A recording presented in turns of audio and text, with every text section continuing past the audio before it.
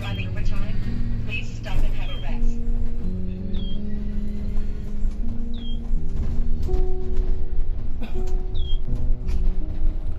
Nung una akong dinala dito, 7 buwan pa lang ako. Hindi ko pa alam na dinadala pala ako sa isang lugar na ligtas. Found it in the drawer again.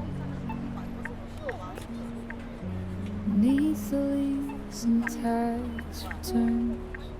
Your face is someone I once knew. Now colors lean toward gray. Pero nung natuto na akong maglakad, madalas akong pumupunta sa tabing dagat. Nakatingin ako hanggang sa maaabot ng tanaw ko. Iniisip ko na baka nandun lang ang nanay sa kabilang dulo ng natatanaw ko. At minsan nagtatanong, kaano kaya katagala ang lalakbayin ko mula dito papunta sa kung nasaan siya. Photograph fades, and I don't know who's leaving. You are the paper on me. The photograph fades. I'm forgetting the feeling, just keeping the fact of the scene.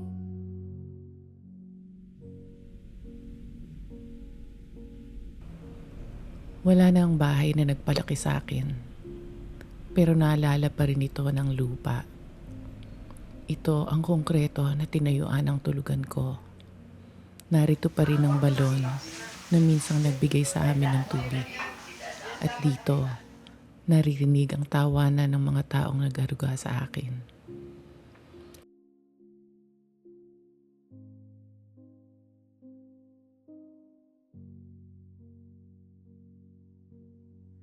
Your shirt was blue, or maybe green.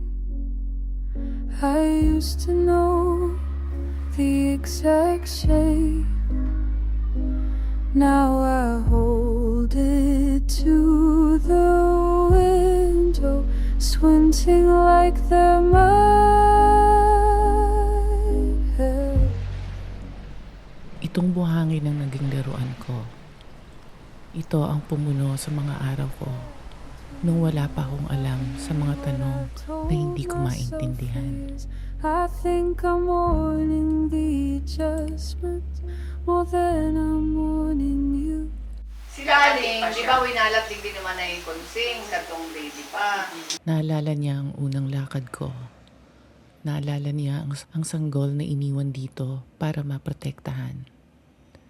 Naalala niya ang mga bagay na masyado pa akong maliit para maintindihan noon. I wanna go back there to the room where you rocked us. I wanna feel small again, held without asking. Matagal ba? Haloy ba yan nag-stay din sa ito, sa akin pa? Haloy.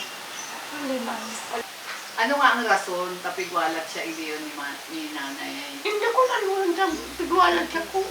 Ano yung malan? Ang ganda yun kasi nakakaintindihan sa kasi ka to. Ikaw ng mga konfliko. Dalo. Iyo. Samta nang mato ang akin. Pigaan mo na yung dama. Isipan na.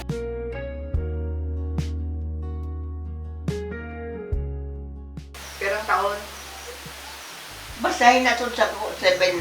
I'm standing indoors, watching time move. grade 2 na ako siguro noon. Kasi lagi ako may pasalubong sa kanya, sa kupas na kulay. Ano daw? Kulay pula. Tango si Ute Maligaya. Those were the days ng maligaya pa talaga. Saka yung yung Trending. may ano na kulay white, kulay, yung rectangle. Ay, ito may garo may glaze. Mag-isa lang akong paslit na iniwan dito. Pero hindi ako nag-iisa. Lahat sila naging magulang My ko. mother's hands were always in flower, back when the house still held us all. She'd stop before the sun came up, kneading dough against the scarred wood. My father at the table with his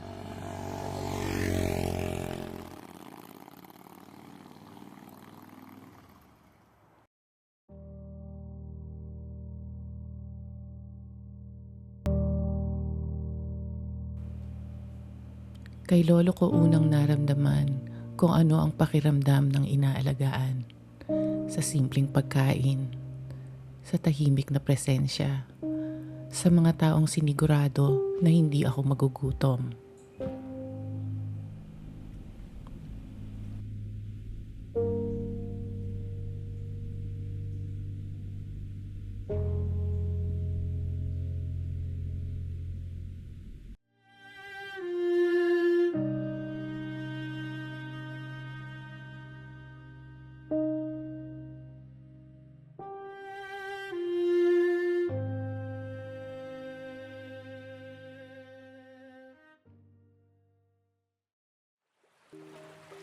Hindi ako iniwan ng nanay.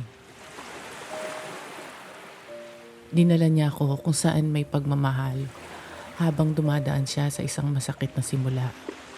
Hindi ako iniwan. Pinrotektahan ako. Time pulls back one last time. I stand here, Wala siya sa kabilang dulo ng dagat. watch the horizon fold. The water takes Nasa kabilang dulo siya ng isang magulong simula. At iniwan niya ako sa lugar na puno ng pagmamahal.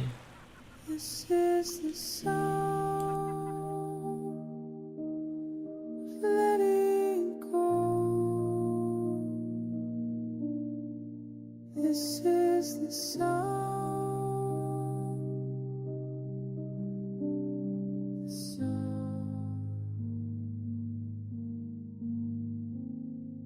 Waves crash soft